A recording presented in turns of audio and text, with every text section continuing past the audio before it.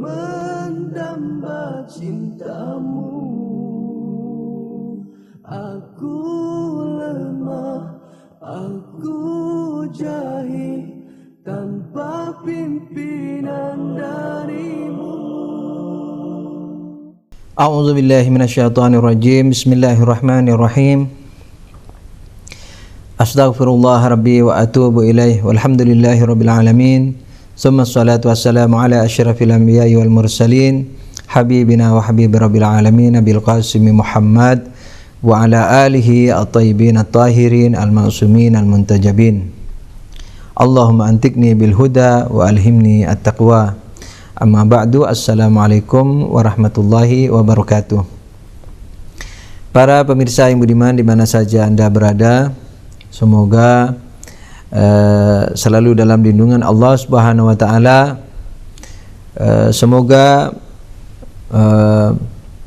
rohani Anda, kejiwaan Anda, batin Anda, kalbu Anda selalu dalam keadaan sakinah, selalu dalam keadaan tumanina, selalu dalam keadaan tenang dalam menghadapi segala hal. Karena ketenangan itu kata lain adalah takwa, sudah tentu ketenangan yang karena Allah. Kalau ketenangan bukan karena Allah itu bukan takwa, sekalipun baik tapi belum sempurna sangat. Ketenangan yang karena Allah itu yang kita katakan salah satu dari takwa, dan itu bisa menyebabkan mudahnya membuka katakanlah kesulitan-kesulitan yang kita hadapi dalam hidup ini. Para pemirsa yang budiman, izinkan saya membacakan riwayat yang lain dari Imam Ali alaihissalam, Imam Ali bin Abi Thalib, yang bisa merupakan kelanjutan daripada penjelasannya, bukan kelanjutan daripada riwayat, yaitu penjelasan pada pertemuan yang telah lalu. Imam Ali mengatakan, la tastabidda bi ra'yika faman istabadda bi ra'yihi halak. Yakni apa? Janganlah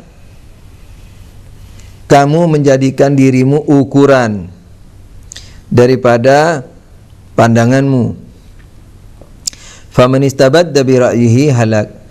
Barang siapa yang menjadikan dirinya sandaran daripada pandangannya, maka dia akan celaka. Para pemirsa yang budiman, kalau Anda sekalian memperhatikan apa yang sangat saya tekankan dalam hal ini, sebenarnya kalau Anda peka dalam kajian-kajian saya ini, saya menitik beratkan pada sesuatu itu mungkin berbeda dari sebagian orang lain dalam menitik beratkan permasalahan ini dalam kehidupan kita. Mungkin orang lain meletakkan kepada tauhid, kepada Al-Quran, kepada riwayat, kepada Rasul, kepada a'immah. Saya, kalau para pemirsa memperhatikan ceramah-ceramah sebelumnya, kajian-kajian sebelumnya, itu saya tidak menekankan kepada semua itu. Sekalipun saya tidak mengingkari posisi tauhid, posisi Al-Quran, posisi riwayat. Kafirlah yang mengingkari posisi ini. Tapi bagi saya, kunci permasalahan yang kita hadapi secara pribadi, atau dalam keluarga, atau dalam percaturan politik dan ekonomi, sosial, budaya yang ada di masyarakat, perbedaan yang ada dan seterusnya, sebenarnya tidak terletak di tauhid dan Quran dan seterusnya ini, tapi terletak di mana? Di ilmunya. Jadi bagi saya, kalau para pemirsa perhatian, itu adalah penekanan akhlak ini saya utamakan di ilmu tentang tauhid, ilmu tentang ayat, ilmu tentang riwayat dan seterusnya. Nah, dalam kajian ilmu inilah saya ingin memberikan gambaran kepada para pemirsa bahwa ilmu Anda itu dari mana, ilmu saya juga dari mana. ilmu saya benar, ilmu Anda benar, apa dalilnya? Pernahkah Jibril datang kepada kita? Pernahkah Rasulullah datang kepada kita? Atau guru saya yang mengatakan saya benar? Atau teman saya yang mengatakan saya benar? Atau murid saya yang mengatakan saya benar? Nah, jadi sebenarnya permasalahan yang esensial itu pada persepsi daripada Allah, Quran, riwayat, Nabi, Ahlul Bait, dan seterusnya. Jadi bukan terletak di tauhidnya, tetapi di ilmu tauhid. Jadi kalau kita menyadari bahwa ilmu ini sebenarnya, apa dasar ilmu saya? Coba kita renungi, apa dasar ilmu saya? Dan seterusnya, maka di sini akan membuahkan banyak hal, ketawaduan, ketegasan yang luar biasa. Jadi kalau Anda punya argumentasi, walaupun nanti kalau kalah Anda cepat berubah, tapi sebelum Anda kalah, Anda akan paling tegas di muka bumi ini. Tegas mengatakan, tapi lembut dan santun, karena masih memungkinkan orang lain benar.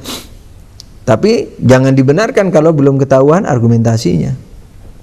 Nah ini. Nah, Imam Ali alaihissalam di sini menyantuni kita dengan perkataannya, jangan jadikan dirimu tolok ukur daripada kebenaran. Nah, jadi Imam Ali alaihissalam istilahnya, kalau boleh saya katakan bahwa fokus saya atau penunjukan saya kepada selain masalah tauhid, selain Al-Quran dan riwayat, selain Rasul dan A'immah, selain rahbariyah, wilayah. Wah, betapa banyak orang mengatakan saya beriman pada Allah, beriman kepada Quran, beriman kepada Rasul, Imam Ahlul Bait, Wilayatul Faqih, apa saja. Tapi masing-masing itu apa? Sangat relatif. Jadi sebenarnya pahaman dia yang mengatakan seperti itu. Nah, akan tapi kenyataannya bagaimana?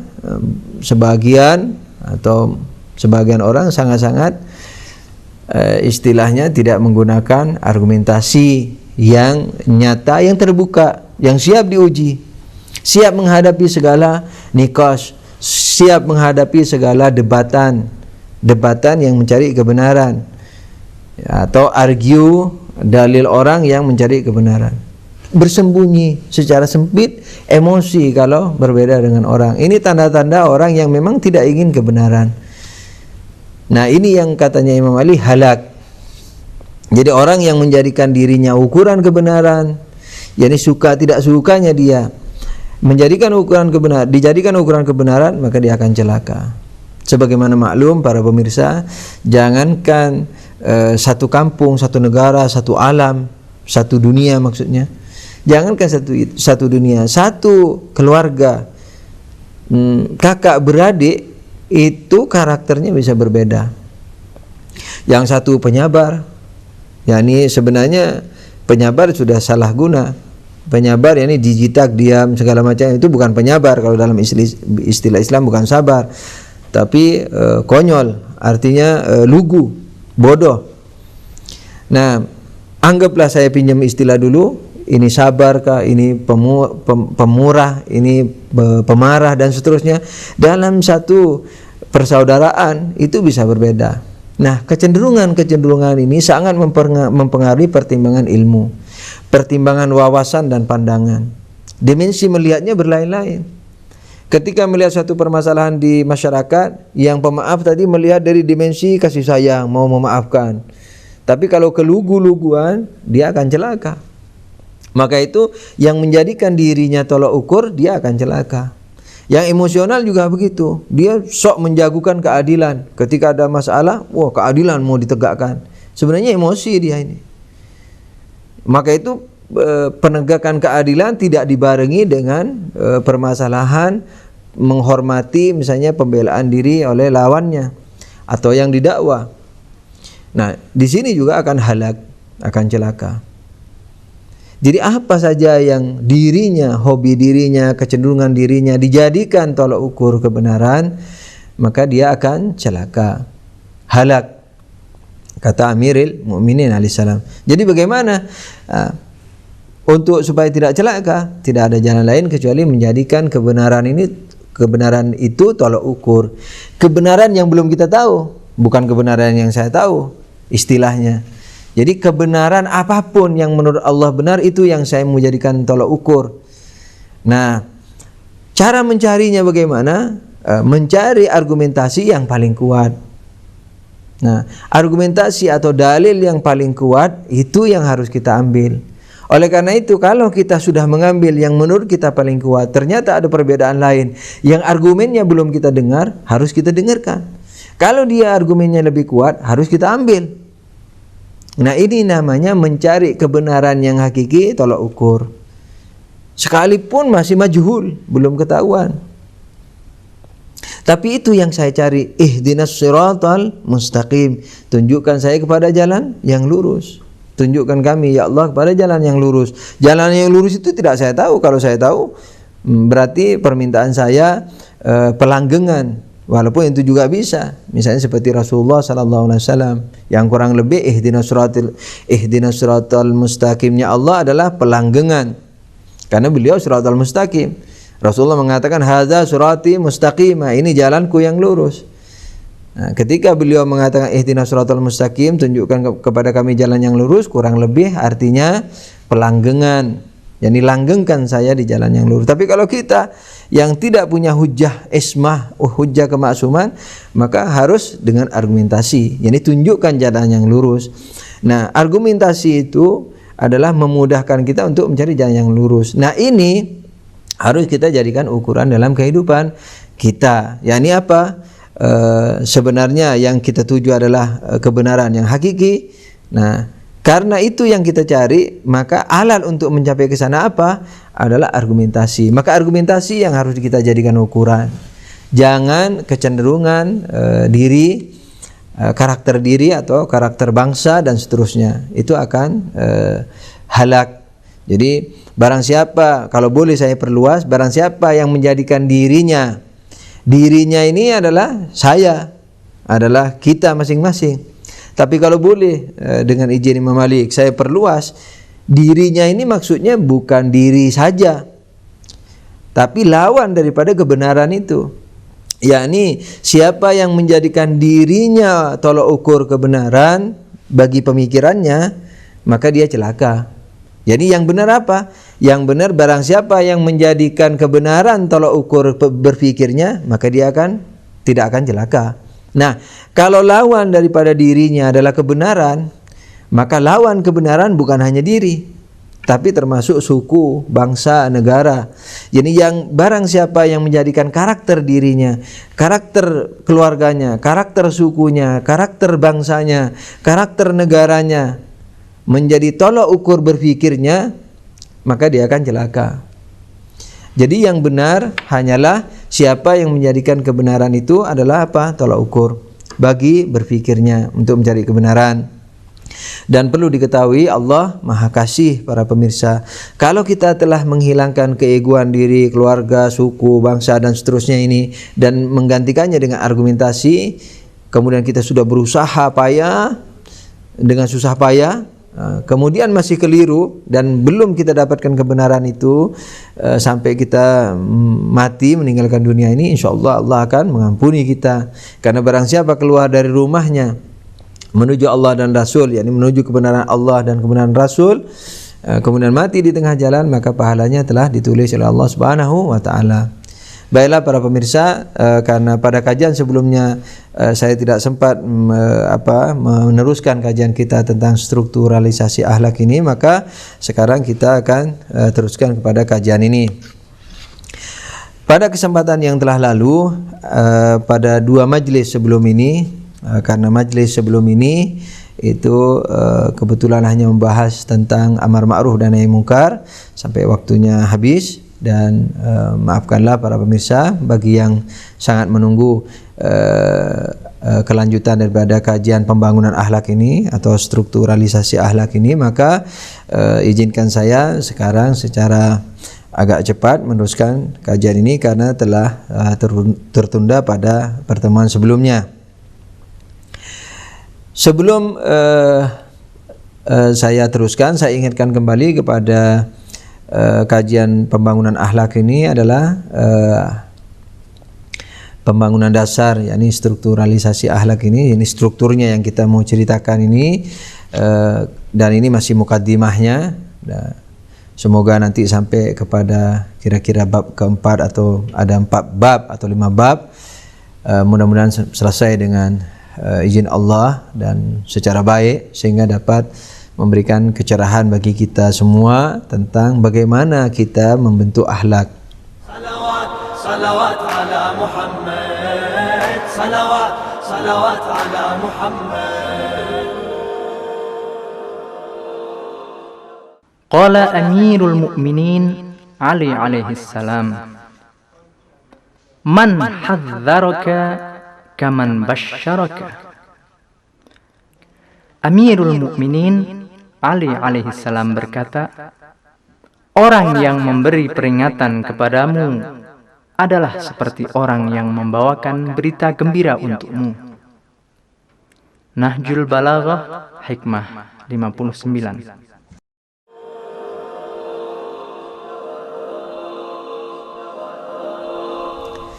Jadi jangan sampai dengan hanya mengatakan jangan bohong, jujur dan seterusnya.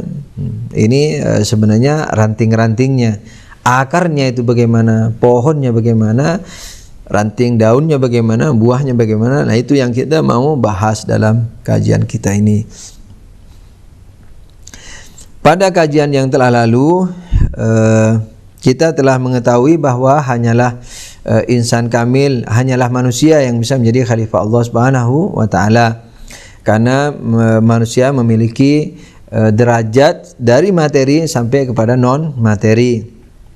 Tapi kalau malaikat hanya memiliki kenon materian, kalau binatang atau makhluk materi selain manusia hanya memiliki tingkatan barzakhi dan tingkatan materi.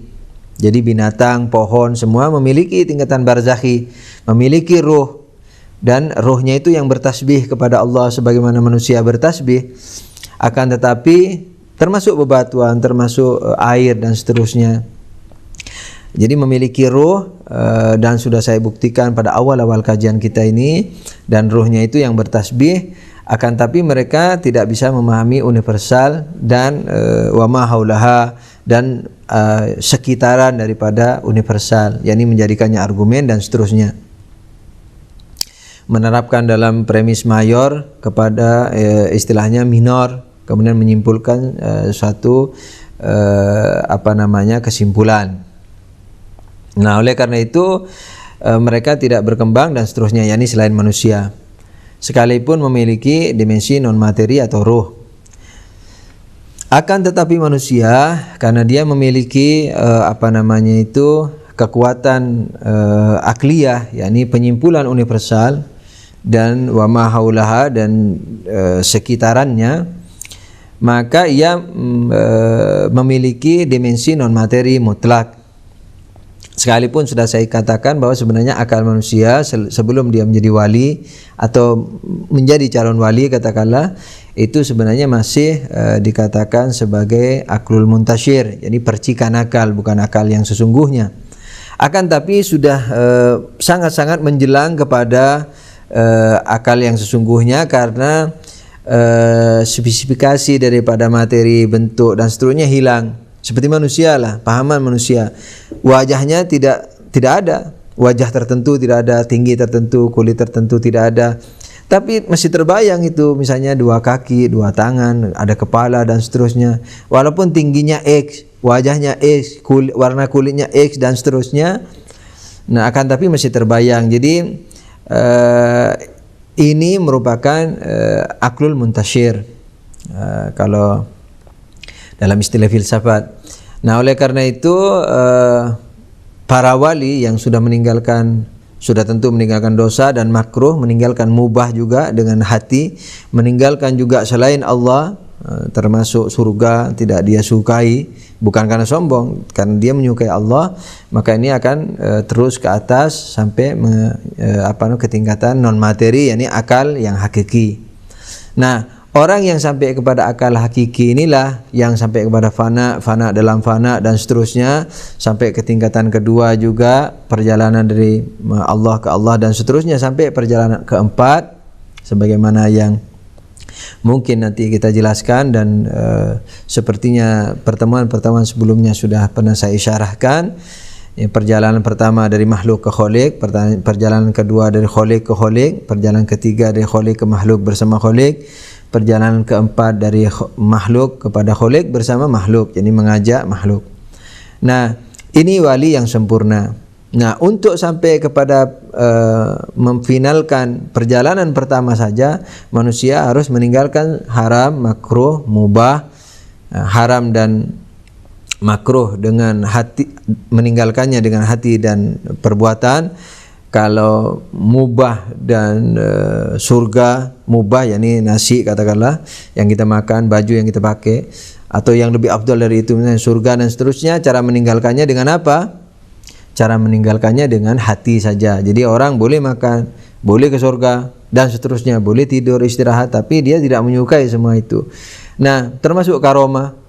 Karomah bisa dia memiliki karomah tapi dia tidak menyukai itu karena yang disukai Allah. Nah, untuk mencapai kepada tingkat pertama ini saja, memfinalkan atau menyelesaikan perjalanan pertama, orang harus sampai kepada tingkatan fana dalam fana. Itu baru disebut wali kecil.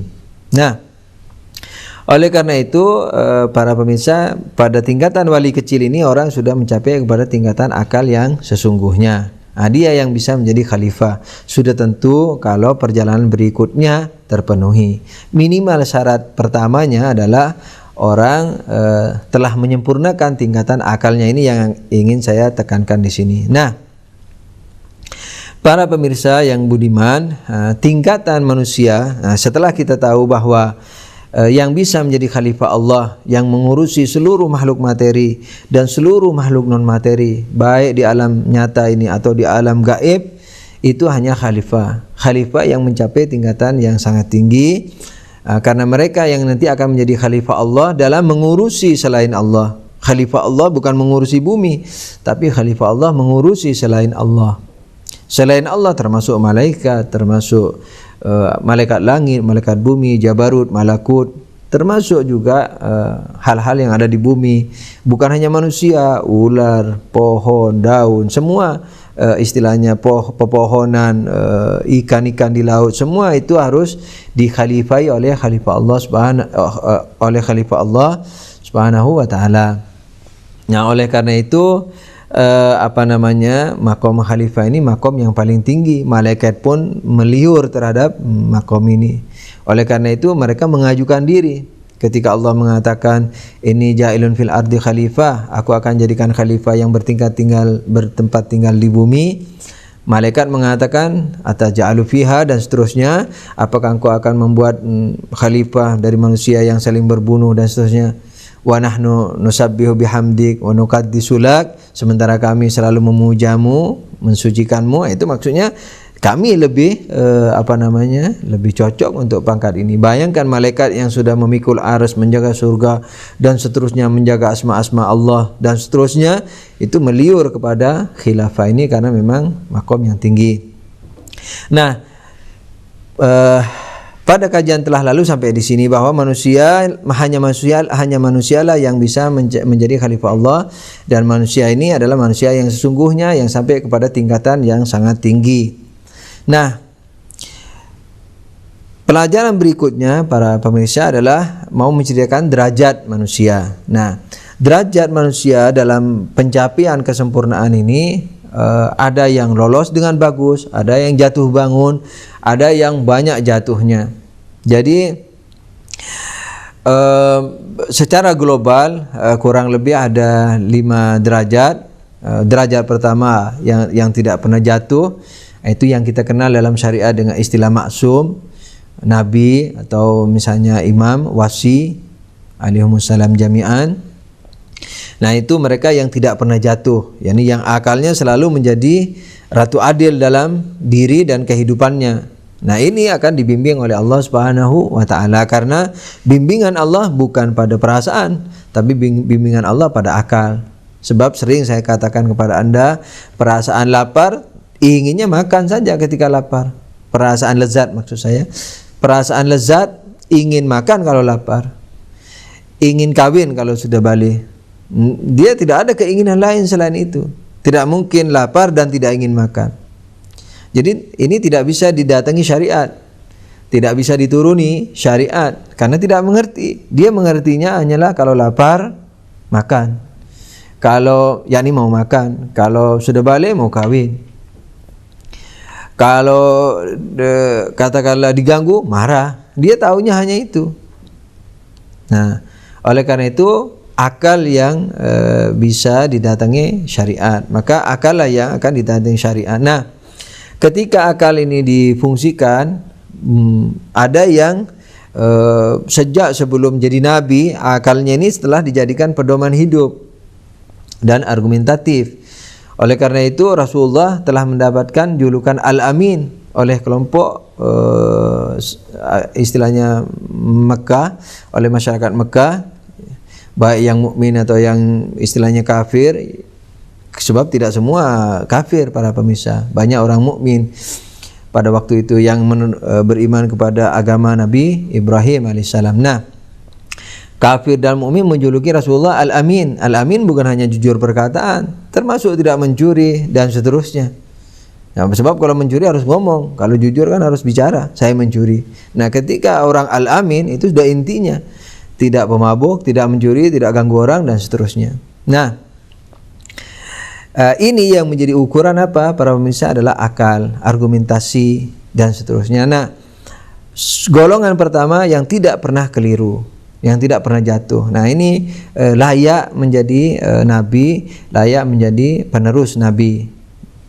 Dan kebenarannya itu karena mengikuti akal yang difitrahkan Allah, yang diberikan Allah kepada semua orang.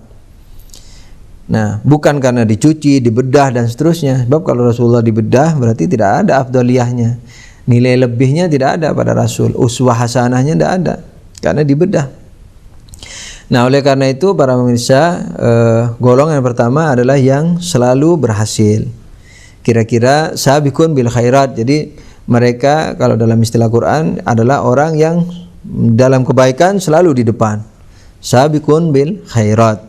Nah, ini golongan pertama. Golongan kedua, dia banyak menangnya tapi kadang-kadang jatuh. Nah, golongan kedua ini banyak menangnya tapi kadang-kadang jatuh. Nah, ini istilahnya kebanyakan orang baik. Orang yang katakanlah sangat baik tapi belum sampai ke tingkat maksum. Nah, golongan ketiga yang katakanlah 50-50, kebaikan dan keburukannya katakanlah 50-50. Nah, ini salah satu daripada tingkatan secara global manusia. Kemudian yang keempat adalah yang banyak kalahnya tapi kadang-kadang menang. yakni banyak salahnya tapi kadang-kadang benar. Golongan yang kelima, dan ini mungkin gradasi atau tingkatan di tingkatan syaitana atau iblis ini sudah, yaitu yang selalu kalah, yakni selalu memenangkan daya emosi, daya hayal atau angan-angan dan daya lezat daripada daya akalnya.